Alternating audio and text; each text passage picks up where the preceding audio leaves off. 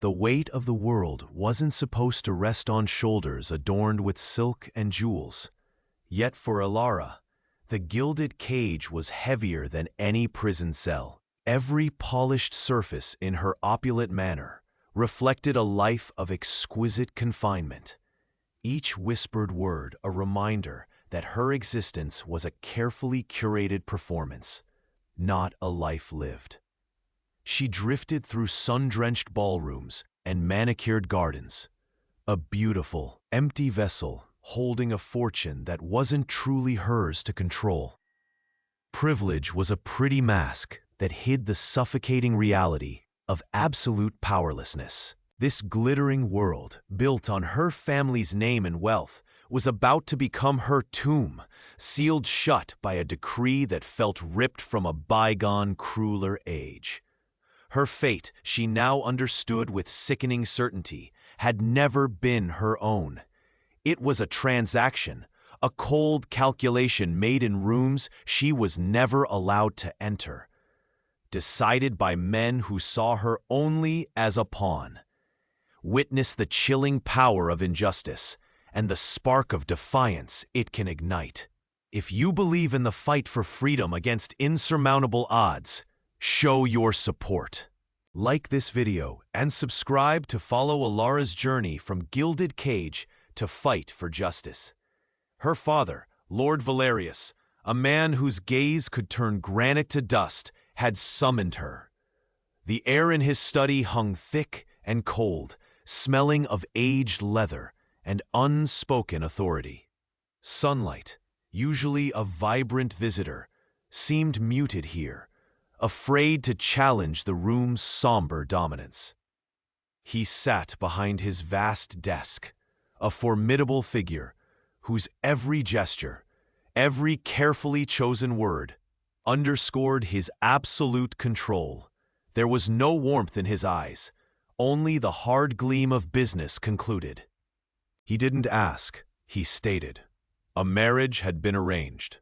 Not to the charming, if vapid young men she had met at society gatherings, but to a man whose name was synonymous with ruthless power and advanced years. A strategic alliance forged to expand the family empire. Shock rippled through her, a tidal wave of disbelief that threatened to drown her. She opened her mouth to protest, but the air caught in her throat, trapped by years of ingrained obedience and fear. This wasn't happening. It couldn't be real. She felt the color drain from her face, the elaborate lace trim of her gown suddenly feeling like iron restraints. This opulent life, the one she had always known, was nothing but a cage designed to hold her until she could be sold. The injustice burned hotter than any fever. Her father's voice cut through the daze. You will marry Lord Atherton. The arrangements are finalized. Do not embarrass this family with protest. His voice, deep and devoid of mercy, left no room for negotiation, no sliver of hope. It was a command, absolute and final. The future stretched before her, a desolate landscape without joy or choice. A bleak horizon where her spirit would surely wither and die. Her life of privilege was a cruel joke, the ultimate deception hiding a destiny far worse than any pauper's lot. A future where she was nothing but property. She stood there, frozen, the scent of oppression heavy in the air, the opulent room closing in on her. The bars of her golden cage now undeniably visible. But, Father, Her voice was a weak tremor, easily crushed by the weight of his authority. The conflict had begun, not with a shout or a struggle, but with a single devastating decree delivered in the cold heart of her supposed sanctuary. She was the underdog, trapped and facing a fate sealed by power and difference. The air in the ornate parlor felt heavy, thick with unspoken obligation. She sat primly on the edge of a velvet settee, her hands clasped tightly in her lap, knuckles white. This was it, the moment foretold by the whispers and the hushed agreements, the introduction to the man who held her future in his unknown hands. A servant announced his arrival, and a figure entered, eclipsing the light from the doorway. He was tall, dressed in impeccable, dark clothing that seemed to absorb the warmth from the room. As he drew closer, his features became clearer, etched with a stern, almost indifferent composure. But it was his eyes that seized her gaze and refused to let go. They were a pale, icy blue, like chips of glacier ice, utterly devoid of warmth or curiosity. They scanned the room, then settled on her, and in that brief, chilling moment, she felt less like a potential wife and more like an object of appraisal. A knot of dread tightened in her stomach, a cold, visceral reaction that mirrored the chill radiating from him. There was no gentle smile of greeting, no attempt at polite pleasantry from his side. He simply stood there, a silent, imposing presence, the air around him seeming to crackle with a sterile, almost menacing tension. The scent of fine but somehow distant cologne reached her, but it offered no comfort, only adding another layer to his foreignness. This was not the hopeful, if tentative, meeting she had imagined. It was an unconfrontation with an unyielding, icy reality. He offered a brief, almost imperceptible nod. You are she. His voice was low, measured, but carried no inflection that hinted at interest or welcome. It was purely functional, a statement of fact delivered without feeling. She managed a tremulous breath. There was no scent of comfort in the room, only the stale air of expectation and the cold, metallic taste of fear on her tongue. She felt impossibly small, vulnerable under the weight of his gaze and the enormity of the fate being decided for her. This was her plight laid bare, bound by duty to a stranger who looked at her as though she were merely another acquisition. The shock of his coldness was immediate, plunging her deeper into the despair she had only tasted before.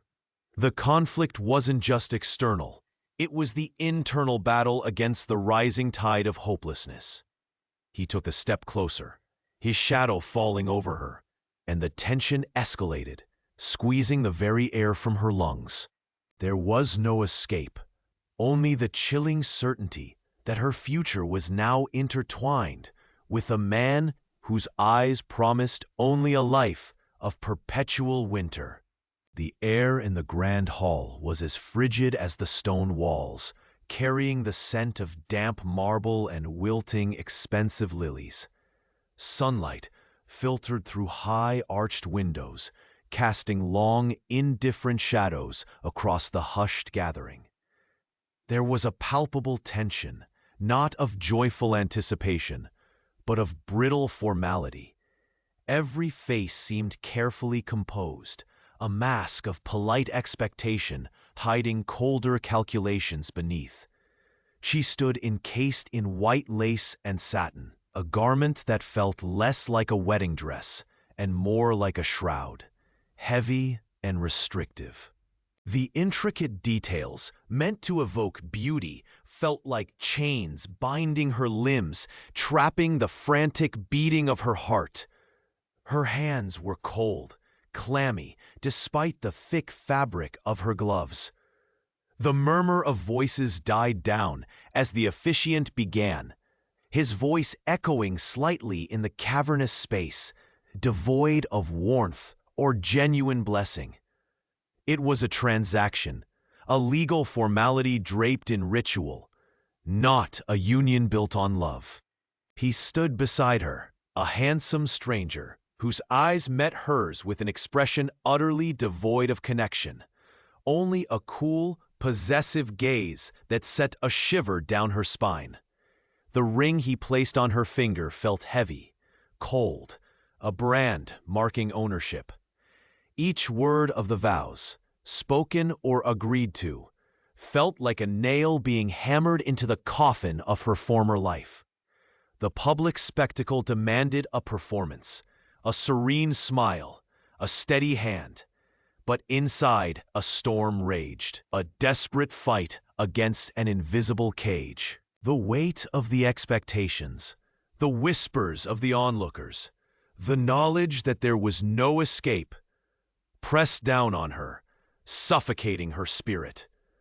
The moment the officiant declared them bound, a ripple went through the room, not of cheers, but polite applause, like the distant sound of ice cracking. It was done. The trap had sprung shut. His hand, when it briefly touched hers for the formal presentation, was cold and unyielding. His family, the architects of this gilded prison, approached with practiced smiles.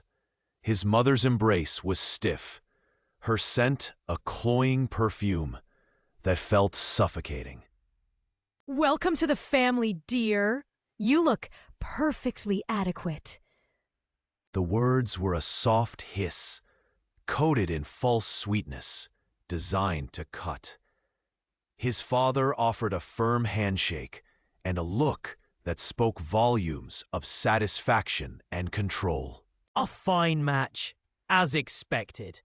Now, let us present the happy couple. Their voices, like the ceremony itself, were polished and hard, leaving no room for genuine emotion. She was paraded, displayed, her smile a brittle facade threatening to shatter. The air grew colder, heavier with the reality of her situation. This was not a beginning, but an end. An end to freedom, an end to hope, replaced by the chilling certainty of a life lived under a frost-covered glass. The public misery was cloaked in the finest silks and jewels, a beautiful lie that everyone present seemed determined to uphold.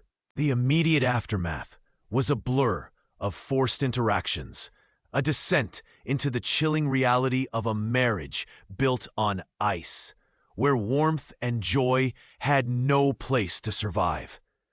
She felt utterly alone, a solitary figure, adrift in a frozen sea of formality and control. The silence in the sprawling house was a physical weight, pressing down on them both. Dust motes danced in the infrequent shafts of sunlight that pierced the gloom, illuminating paths where their feet seldom overlapped. They moved through the echoing rooms like unfamiliar ghosts, haunting the same space, yet utterly separate. Each creak of a floorboard upstairs, each distant clatter from the kitchen, felt like an intrusion, a jarring reminder that another soul existed within these walls, a soul with whom there was no connection, only obligation. He would rise before dawn, a shadow in the hallway, the faint scent of coffee the only sign of his presence before his car pulled away. She would wait until the house was empty, the silence deepening around her like a shroud, before venturing out of her room. The air between them felt thick with unspoken words and unseen barriers, colder than any draft from the ancient windows. She caught glimpses of him sometimes, a broad back turning a corner, the brief flash of his eyes before he looked away, the way he held himself, rigid and distant. He likely saw only a reflection of his own discomfort in her guarded posture, her hesitant steps. Mealtimes, when they occasionally coincided, were exercises in strained politeness and awkward silence. The clinking of silverware against porcelain sounded unnervingly loud in the quiet dining room, amplifying the vast emotional distance that separated them. There was no warmth, no shared laughter, no casual conversation that filled the space between people who truly knew each other. It was a ritual performed by strangers, each acutely aware of the other's alien presence, the shared roof feeling less like a home and more like a gilded cage, trapping two unwilling occupants. The oppressive atmosphere settled into the very bones of the house, a heavy cloak of loneliness they wore, even in each other's company. The initial days bled into weeks, each one reinforcing the profound isolation they experienced together. Underlining the unfairness of their situation, they were two souls adrift, sharing a lifeboat that felt vast and empty, the shore impossibly far away. The air in the house had grown thick, heavy with unspoken words and the chill of emotional distance. It pressed down on her like a physical weight, making each breath a conscious effort. She moved through the rooms as if in a fog, the vibrant colors of her life muted by the pervasive gray of her husband's indifference. He was there, a physical presence across the dinner table, or in the shared silence of the living room. Yet he felt a million miles away. His eyes held a blankness that offered no purchase, no hint of the man she had once known. She yearned to bridge the chasm that had opened between them, a desperate need to understand what had shifted, what had broken. She tried, tentatively at first, speaking in soft tones about her day, about small things, hoping to elicit a response, a flicker of engagement. Sometimes he would offer a monosyllabic reply, a grunt or a shrug, but more often he would simply stare past her, his silence an impenetrable fortress. It was like speaking into a void, her words swallowed whole, leaving no trace. The frustration gnawed at her, a relentless ache beneath her ribs. Why this silence? What had she done? Or worse, what had he become? The fear of the unknown was paralyzing, trapping her in this stagnant pool of despair. She considered confronting him directly, demanding answers, shaking him out of his stupor. But the sheer inertia of his silence, the way it seemed to absorb all her energy, held her captive. Each failed attempt chipped away at her resolve, reinforcing the walls she felt closing in around her. She was the underdog in a battle against an opponent who refused to engage, whose weapon was simply the absence of everything she needed. Communication, connection, understanding. The conflict wasn't loud. It was the insidious, suffocating creep of emotional neglect.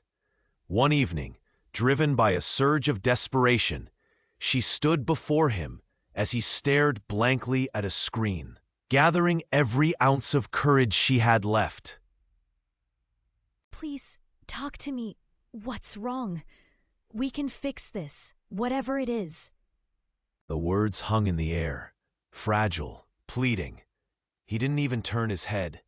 A long moment passed, stretching into an agonizing eternity, broken only by the soft hum of the electronics. He finally shifted, sighing as if the effort of acknowledging her presence was too much, and rose from his chair, walking slowly from the room without a word, leaving her standing alone in the vast echoing silence. The door closed softly behind him, the finality of the sound a physical blow.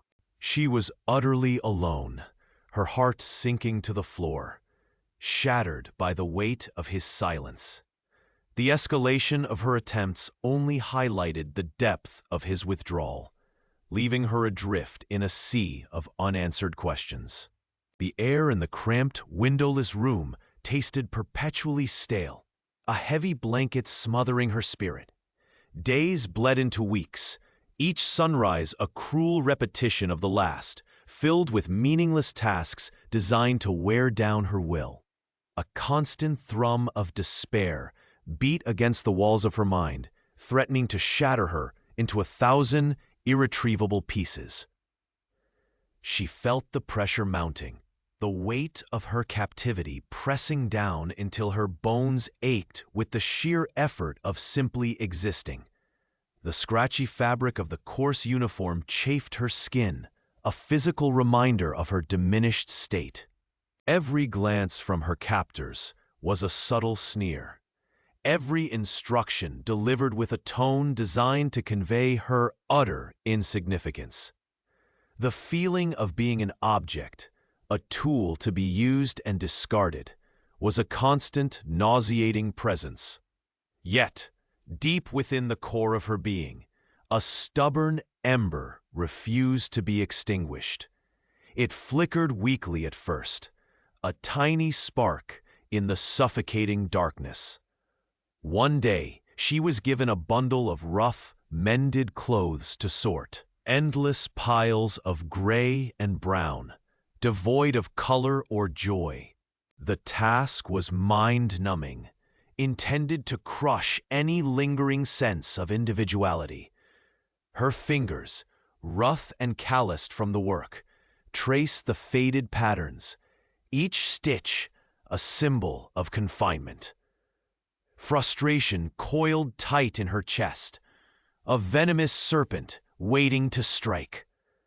She felt the familiar urge to weep, to simply give up and let the current drag her under.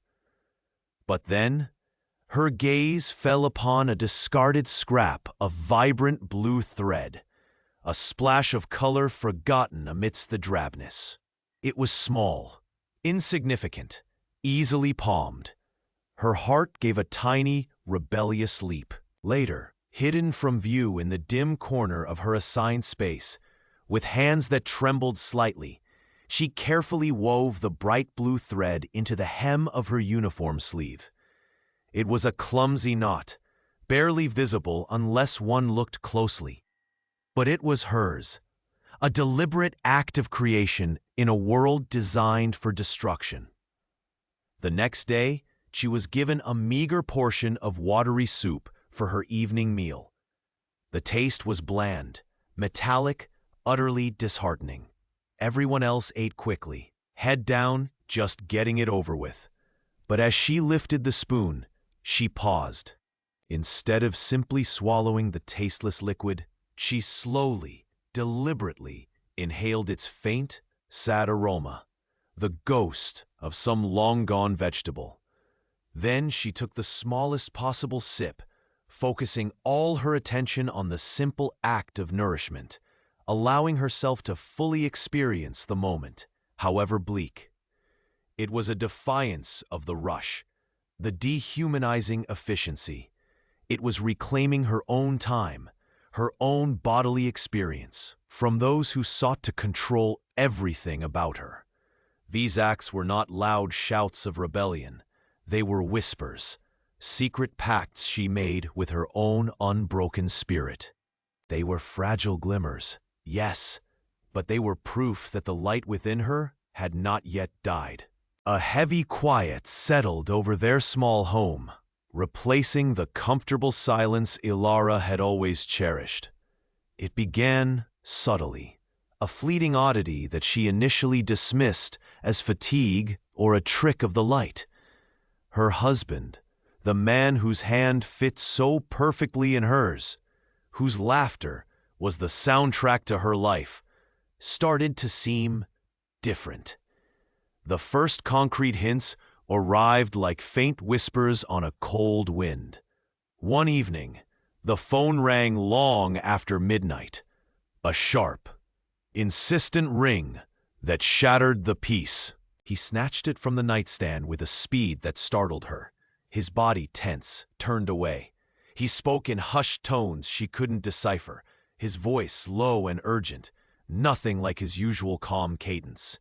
When she asked who it was, he mumbled something about a wrong number, but his eyes, when he finally met hers, held a flicker of something she couldn't place, something cold and distant. A knot of unease tightened in her stomach. Then came the absences. Not just late nights at work, which had become more frequent lately, but sudden, unexplained departures. A quick trip to the store that lasted 3 hours, returning with no groceries. A call saying he was stuck in traffic across town, only for a friend to mention seeing him near the park closer to home during that very window. Each time, his explanations were smooth, plausible on the surface, but they didn't quite line up. They left a faint, sour taste in her mouth, like spoiled milk. The air in the house, once warm and inviting, now felt thick with unspoken questions. She noticed small things too. A scent on his collar that wasn't her perfume or the familiar laundry detergent. A new, expensive watch he couldn't account for. Little contradictions in stories he told about his day. Minor details that grated against each other if you listen closely. He'd mention meeting a specific client, then later talk about a different project entirely when describing the same afternoon. She felt a growing chill, a creeping dread that whispered he wasn't just busy, he was hiding something. Her reflection in the window showed a woman whose smile had begun to falter, her brow furrowed with worry. The man she loved, the foundation of her world, was shifting beneath her feet, becoming a stranger right before her eyes. Sleep became elusive, filled with fragmented dreams and a persistent feeling of being watched. Was it her imagination, fueled by stress? Or were these whispers of a shadow gathering into something real, something terrifying? She felt small, vulnerable, caught in a web of her own doubts and his increasingly opaque reality. She just wanted the truth. Please, just tell me what's going on. She would think the words, but they stuck in her throat, fearing the answer more than the uncertainty. The seed of suspicion had been planted, and in the fertile ground of her fear, it was beginning to grow. The air in the opulent dining room grew thick, heavy with unspoken tension. She watched him across the polished mahogany table, a man she had believed knew only grace and control. A servant, nervous and new, stumbled slightly, a delicate porcelain teacup clattering precariously in its saucer. It didn't fall, didn't break, but the sharp sound seemed to rip through the quiet like tearing silk. A flicker crossed her husband's face. Something raw and terrifyingly unlike the calm mask he wore. His knuckles, she noticed, were white where they gripped his fork. His eyes, usually warm and steady, narrowed into cold, hard slits, pinning the trembling servant. A low growl escaped his lips, a sound more animal than human, laced with icy menace. It wasn't just irritation. It was pure, venomous rage simmering just beneath the surface. The servant flinched visibly, a soft whimper escaping him. The atmosphere instantly froze, the scent of roasted meat suddenly replaced by a chilling wave of fear emanating from the corner. Idiot! Clumsy fool! Can't even hold a simple cup. The words weren't loud, but they carried the weight of a threat. He didn't raise his voice beyond that low register, yet the power and cruelty behind the simple accusation were palpable. His face contorted for a fleeting second, revealing a depth of ugliness she had never conceived possible in him. It was a mask slipping, just a fraction, but enough to show the grotesque reality hidden beneath. A profound sense of dread washed over her, colder than any winter wind. This was not the man she married, the one who spoke of kindness and composure. This was something else entirely, something dark and predatory. The image seared itself into her mind, displacing years of crafted smiles and reassuring words. The unease that had been a low hum in the background of her life suddenly surged, a deafening roar in her ears. Everything she thought she knew about him, about their life, about her own judgment, dissolved in that single terrifying glimpse. The beautiful facade hadn't just cracked, it had shattered, revealing an abyss she was utterly unprepared for.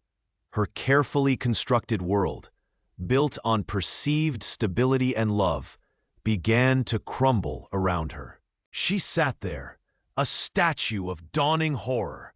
Realizing she had been living a lie so profound, she didn't even know where the truth began. A heavy silence settled over the house once he was gone, thick with the scent of his departure and the unspoken questions that festered in her mind. The quiet wasn't peaceful. It hummed with a low frequency of dread. This was her window, a brief, terrifying opportunity to search the shadows of his life. Her heart hammered against her ribs, a frantic drumbeat echoing the desperation that had become her constant companion. Sleep had offered no solace in weeks. The need for truth, sharp and relentless, consumed her every waking thought, gnawing at her like a physical hunger. She had to know, had to unearth whatever secrets he kept buried. She moved through their home like a phantom, her steps light, her senses on high alert. Every creak of the floorboards sounded like a gunshot in the stillness. This clandestine search felt alien and wrong, a betrayal of the vows she'd once cherished.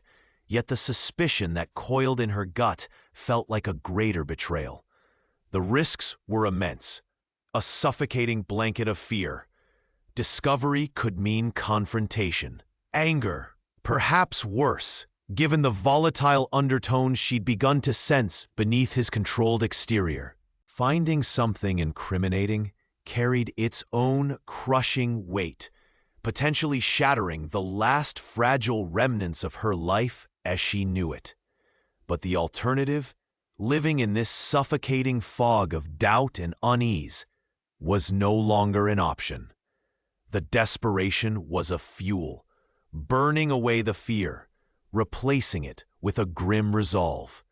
She needed answers, not just for herself, but to understand the true nature of the man she shared her life with. His study was the logical place to start. A room that had always felt slightly separate, insulated from the rest of the house. The air in there smelled faintly of old paper and something metallic she couldn't quite place. Her fingers trembled as she touched the cool surface of his desk, her gaze scanning the piles of documents, the locked drawers. She knew his habits, the places he might hide things, the digital trails he might leave. Turning on his computer felt like crossing a forbidden threshold. The glow of the screen illuminated her anxious face, reflecting the uncertainty swirling within her. Typing in the password, she knew. The simple click of the keys felt deafening. She navigated through folders, her breath catching in her throat with every new file that opened. There was so much data, so many mundane records, but she was searching for the discordant note, the one detail that didn't fit. The sheer volume of information was overwhelming, a tangled web of numbers and names. A bead of sweat traced a cold path down her temple. Every minute felt like an hour. The silence outside punctuated only by the frantic pulsing in her ears. She scrolled through emails, her eyes scanning for keywords, her body tense, ready to snap the laptop shut at the slightest sound of a car in the driveway, the turn of a key in the lock. The danger was palpable, a sharp taste of adrenaline and fear on her tongue. Just as hope began to flicker, a file name caught her eye, something encrypted, something hidden away from the surface view. A new surge of determination propelled her forward. She had to know.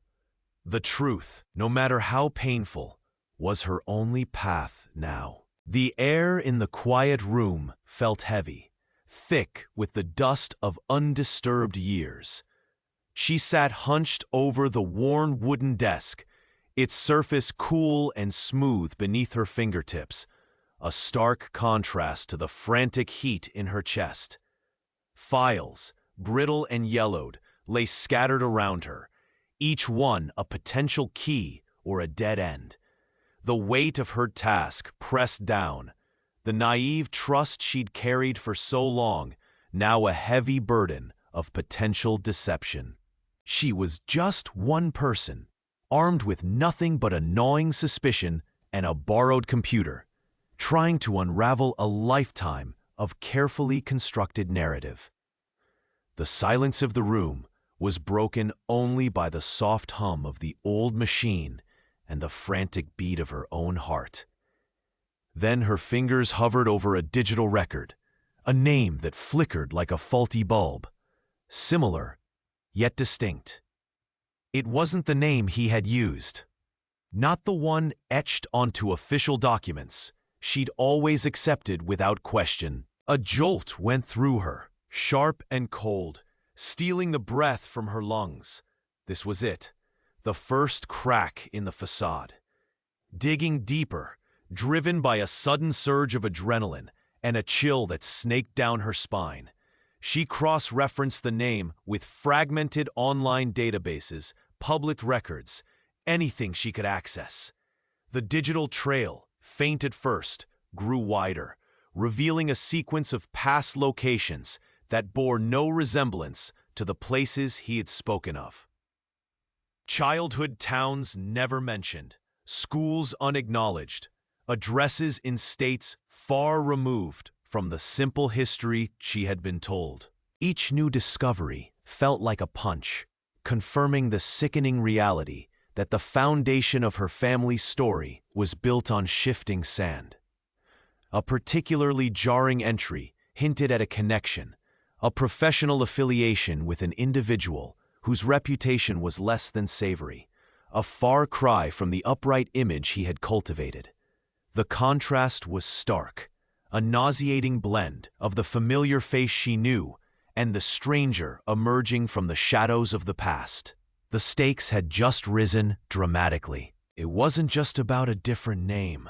It was about a different life, possibly one intertwined with deceit and secrets she couldn't yet fathom.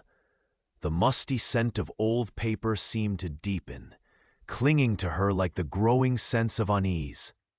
She felt a sudden fierce resolve, a burning need to see the truth, no matter how painful. The innocence was gone, replaced by a steely determination. This wasn't just an investigation anymore.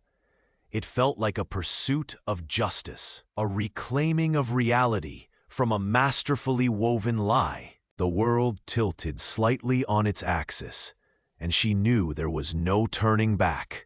A cold knot tightened in Amelia's stomach as her fingers traced the unfamiliar texture hidden beneath a stack of old bills. It was a fragment of paper, crisp and formal, bearing a corporate logo she didn't recognize, and a string of numbers, followed by an abbreviation that looked like an account code. It wasn't much, the mere corner torn from something larger. But the way it was tucked away, almost deliberately concealed, sent a shiver down her spine that had nothing to do with the room's temperature. A faint scent of stale cigar smoke, clinging stubbornly despite its age, pricked at her senses. A smell her husband claimed to detest. It was a small thing, this scrap, yet it felt like the first tangible piece of a puzzle she hadn't realized she was solving. Doubt, a corrosive acid, began to eat away at her carefully constructed piece. She found David in the study, the glow of his laptop screen illuminating his face in the dim light. The air felt heavy, thick with unspoken things. She clutched the paper fragment, her hand trembling slightly. Stepping into the room, she cleared her throat, the sound unnaturally loud in the quiet space. He looked up, his eyes widening for just a flicker before settling into a practiced expression of mild annoyance. Amelia held out the paper. "What is this?" she asked, her voice quieter than she intended, laced with a vulnerability she couldn't hide. "I found it tucked away." His gaze flickered to the scrap, then back to her face. A muscle twitched in his jaw. He leaned back in his chair, adopting a relaxed posture that felt entirely artificial. Oh, that. Just some old business thing. Must have gotten mixed up in the paperwork. His tone was dismissive, too casual. Business thing? She pressed, moving closer. The logo? I don't know it, and why was it hidden? The cold dread was morphing into a burning need for clarity. He sighed, a sound heavy with faux exasperation. Amelia, really? It's just from a contact. Something he sent over ages ago. Didn't think it was important. You're overthinking this. He reached out, his hand hovering as if to take the paper. She pulled it back instinctively. It looks like nothing. He cut in, his voice firm, edged with impatience. It's proprietary, sensitive information. That's why it wasn't just lying around. You shouldn't be going through my things. The implied accusation stung, a classic deflection. His eyes held hers, hard and unyielding. But there was a subtle tension around his mouth she hadn't seen before. I wasn't going through your things. She whispered, hurt filling her voice. It was in a pile of household bills. The smell of cigar smoke suddenly seemed stronger, impossible to ignore. And it smelled like cigars. His gaze didn't falter. Get it? Huh. Must have picked up a scent somewhere. Look, I'm busy. It's nothing. Forget about it. He turned back to his screen, effectively closing the conversation. The air vibrated with the unspoken lie. She stood there, the scrap of paper a flimsy barrier against the tidal wave of confusion and dawning suspicion crashing over her. He had lied, or at least he hadn't told her the whole truth. The knowledge settled like ice in her veins, leaving her isolated in the sudden, vast space between them. The mystery hadn't cleared. It had just darkened, drawing her deeper into its treacherous depths. The sterile air in the room felt colder than any winter night. She stood across from him, the man she had married, searching his face for any flicker of the person she thought she knew. But the warmth she remembered was gone, replaced by an unsettling emptiness. This was it, the moment of truth, harsher than she could have ever imagined. She had been an underdog her entire life, fighting for every scrap of respect, rebuilding from losses she never understood. Her family's downfall had been shrouded in mystery, whispered rumors of betrayal and ruin. She thought her struggles were just bad luck, a cruel twist of fate. Now, standing here, the true architect of her latest misfortune, the man who had vowed to love her, prepared to strip away the last layers of her ignorance. A knot of dread tightened in her stomach, a bitter taste flooding her mouth. He didn't shout, didn't rage. His voice was low, unnervingly calm, like the surface of a deep, dark lake, hiding unimaginable depths. My real name isn't what you think it is. That was just a convenience. A shiver ran down her spine, her breath caught in her throat. What are you talking about? He smiled, a chilling, humorless twist of his lips. My grandfather's name was Elias Vance. Does that name mean anything to you? It should. Your family destroyed his, ruined us, took everything. The world tilted. Elias Vance. The name echoed from the hushed, fearful stories of her childhood. The man her family blamed for their ruin. But he had vanished, disappeared after the collapse. This man, her husband, was Elias Vance's grandson. The connection struck her like a physical blow. The innocent losses, the inexplicable misfortunes, the targeted harassment that had plagued her. It wasn't random. It was planned. I watched my family suffer because of yours. I swore I would take back what was ours, piece by painstaking piece. And you were the perfect key. So trusting, so vulnerable. His eyes, once full of a tenderness she now knew was fake, were cold and calculating. Marrying you wasn't about love. It was the ultimate access, the final step in reclaiming my legacy and ensuring yours crumbled completely. The shock was a physical weight pressing down on her chest, making it hard to breathe. The scent of betrayal was suffocating. Every shared laugh, every tender touch, every whispered promise, a carefully constructed lie. She hadn't just married a stranger. She had brought the serpent into her home, wrapped in the guise of a protector. The underdog status she thought she was escaping had just deepened into an abyss of calculated malice.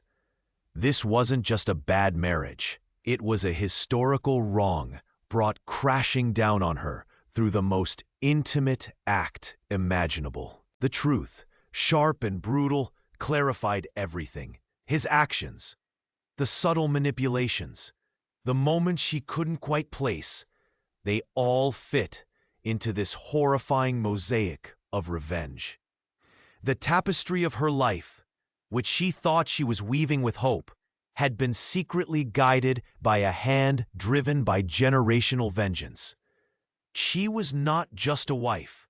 She was a pawn, a target, and understanding the depth of the deception was the first agonizing step towards finding the strength to fight back against a past she never knew was haunting her present. The moral lesson hung heavy in the air. The sins of the past, left unaddressed, could return with devastating consequences, striking the innocent caught in their wake. The air in the study felt thick with unspoken years, heavy with the weight of carefully constructed lies. She stood before him, her hands clasped so tightly her knuckles were white. The quiet hum of the refrigerator in the kitchen, suddenly a deafening roar in the silence stretching between them. The floral scent of the air freshener, meant to bring calm, now seemed like a mocking reminder of the artificial peace they had maintained.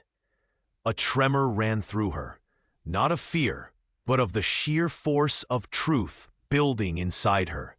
This was it, the moment the dam broke. She looked into his eyes she had once thought held a universe, and saw only a stranger, shielded by layers of carefully crafted composure.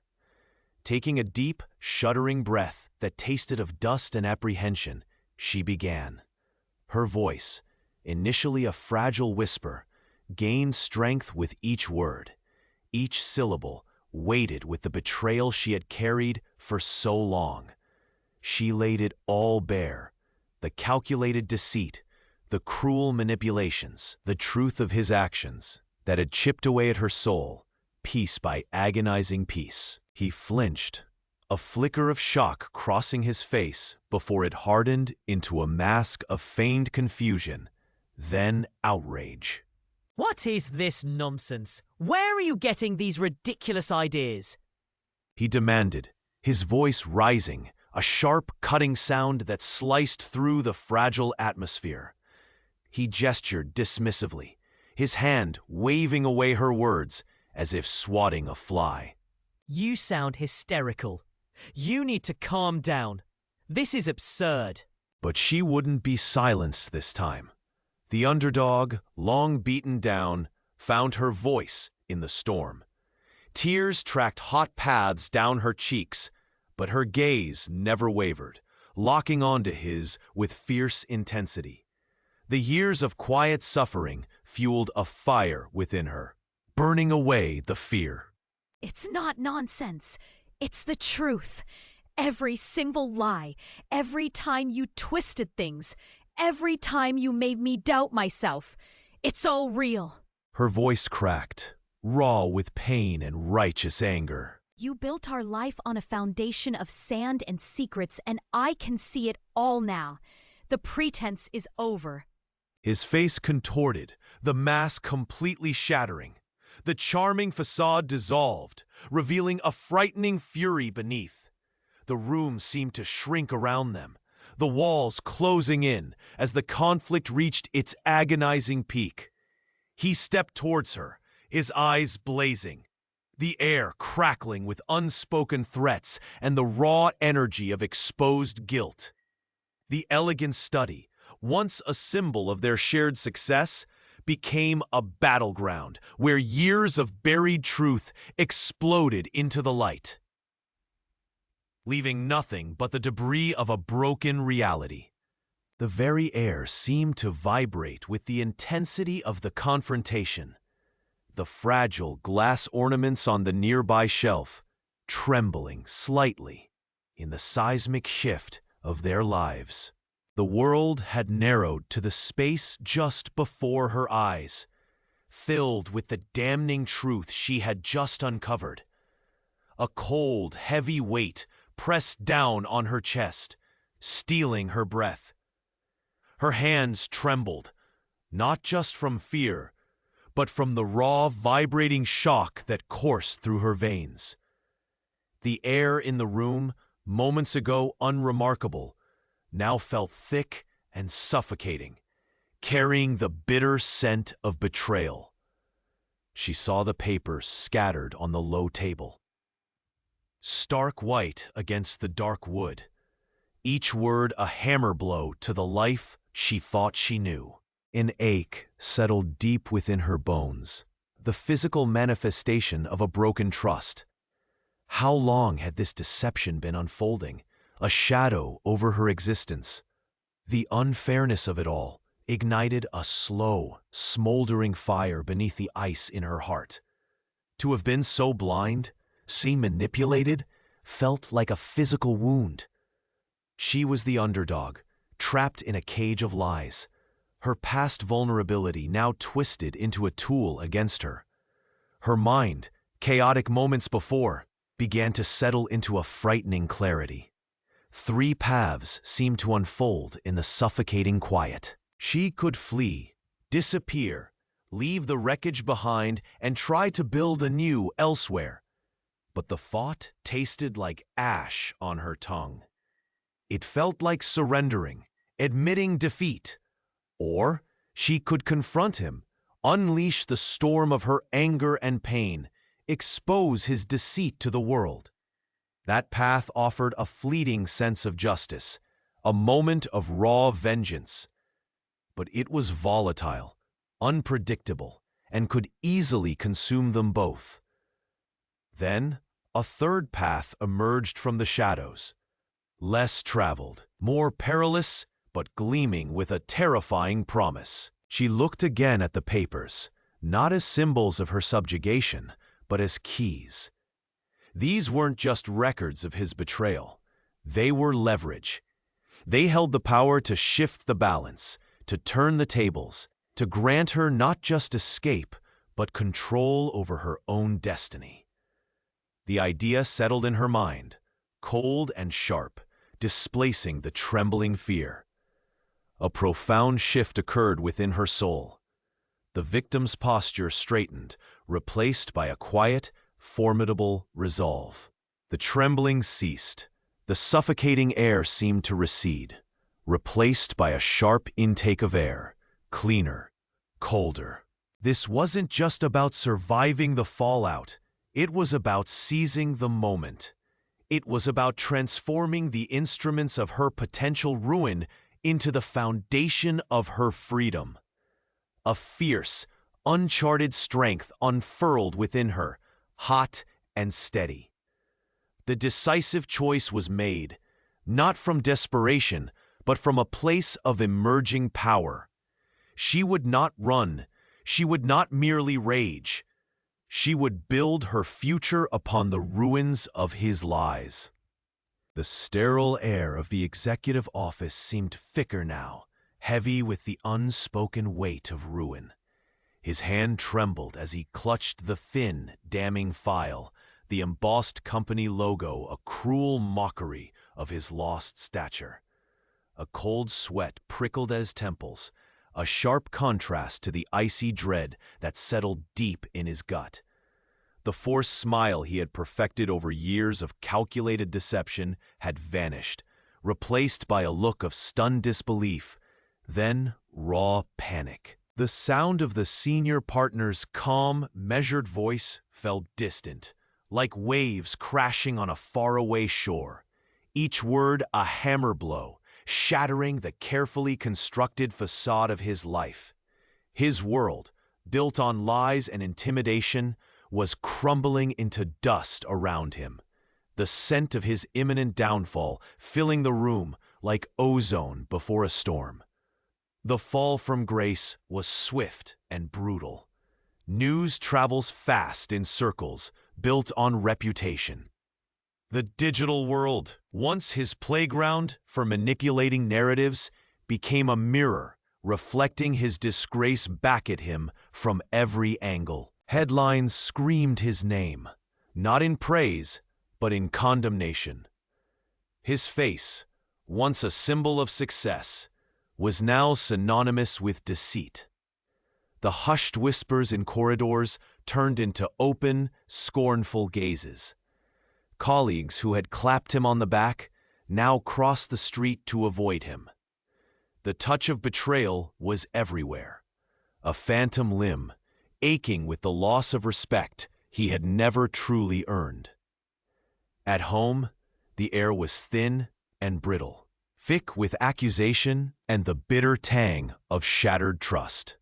The faces of his family, once mirrors of admiration and security, were now etched with confusion and pain.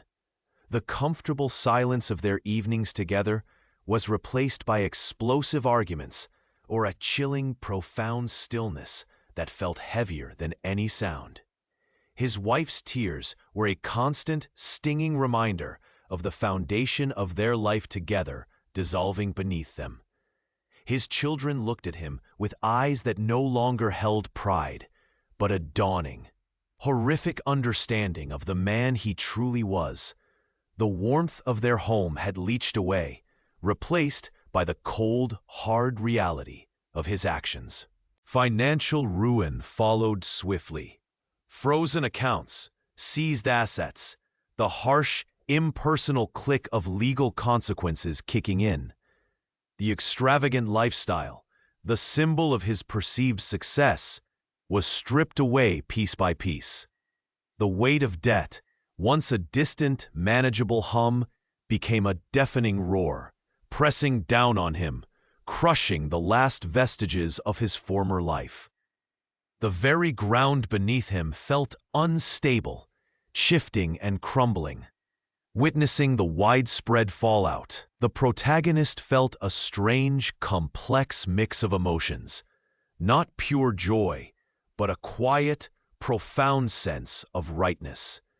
The chickens had come home to roost. His actions, born of arrogance and a belief in his own impunity, had delivered the very reckoning he deserved. The wider world recoiled from him, a collective gasp of shock and condemnation. The company, desperate to protect its image, disavowed him entirely, a stark public excision. It was a potent, undeniable form of karma, a clear moral consequence unfolding before everyone's eyes. He had sown the wind, and now he was reaping the whirlwind, alone amidst the wreckage of his making. The silence in her small new apartment was different from the oppressive quiet of before. It was peaceful, earned. The city sounds drifted in through the open window, a distant siren, the rumble of a bus, the chatter of people walking by. They were not threats, but simply the pulse of a world she was rejoining, one gentle breath at a time. The sterile scent of cleaning supplies still lingered, a faint reminder of the past. But beneath it, the fresh smell of paint and polished wood promised a new beginning. Healing was not a sudden event, but a slow, deliberate climb. Some days, the weight of memory pressed down, heavy and suffocating, bringing back the phantom chill that had become an unwelcome companion. She would sit by the window, tracing patterns on the cool glass with her finger, the world outside a blur she couldn't quite step into. Those were the low points, the moments she questioned if the climb was even possible. But then, something small would happen. A sunbeam warming her face, the taste of a perfectly ripe strawberry, the simple act of putting on a coat and walking to the corner store. Each step taken, no matter how hesitant, was a victory. Her hands, once trembling, now steadied as she planted a small basil plant on her windowsill, the scent of its leaves a burst of green vitality. She learned to find solace in the tangible, the real, the simple rhythms of life. Independence wasn't just about being alone. It was about being strong enough to stand on her own 2 feet without relying on anyone else's validation or presence to feel safe. She found a part-time job at a local library, surrounded by the comforting scent of old paper and whispered quiet. The work was simple, repetitive, allowing her mind space to breathe and mend. It was a quiet rebellion against the chaos she had endured. Resilience wasn't an absence of fear, but the courage to act despite it. The ordeal had scarred her, yes, but it had also forged an inner core of strength she never knew she possessed. She had faced darkness and survived. The lessons learned were etched deep: the importance of trust, the fragility of perceived safety, and most profoundly, the inherent power within oneself to persevere. The dramatic tension of survival had faded, replaced by the quiet dignity of rebuilding. The path ahead wasn't without its shadows, but she no longer walked it shrouded in fear.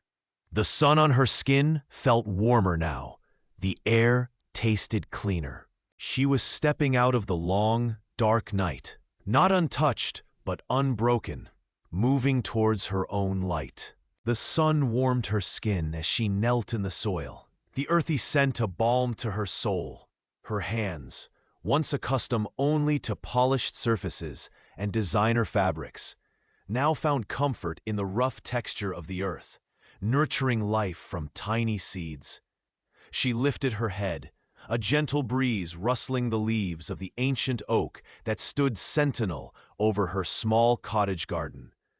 The opulent mansion, a gilded cage, felt like a distant, faded dream. Here, there were no suffocating expectations, no judgments whispered behind air kisses, no constant performance required. There was only the quiet rhythm of nature and the genuine warmth of her own beating heart. She had shed the heavy mantle of a life built on appearances and borrowed identity. The financial struggles, the public shame, the desperate fight for her true self, all had forged a resilience she never knew she possessed. Her strength wasn't loud or defiant. It was the quiet, persistent kind that weathered storms and found peace in simplicity. The quiet hum of bees, the distant call of a bird, the feel of cool water on her face as she rinsed her hands. These were the new measures of her wealth. Freedom wasn't found in overflowing bank accounts or designer labels, but in the space to breathe, to choose, to simply be. The greatest lesson wasn't about losing everything and gaining something else, but about realizing that what she truly needed had been within her all along, waiting to be uncovered from beneath layers of pretense and fear. And so, the dust settled, not in ruin, but in the quiet blossoming of a life truly lived. The woman who had chased a mirage of wealth now understood its empty promise. True fortune lay not in possessions that could be taken away, but in the unshakable foundation of self, built brick by arduous brick through trials and resilience. She had faced her deepest fears, confronted her own vulnerabilities, and emerged not unscathed, but whole. Her days were filled with purposeful simplicity, tending her garden, sharing modest meals with kind neighbors, reading books not for status, but for knowledge and comfort. The frantic pursuit of more had ceased, replaced by a profound gratitude for enough.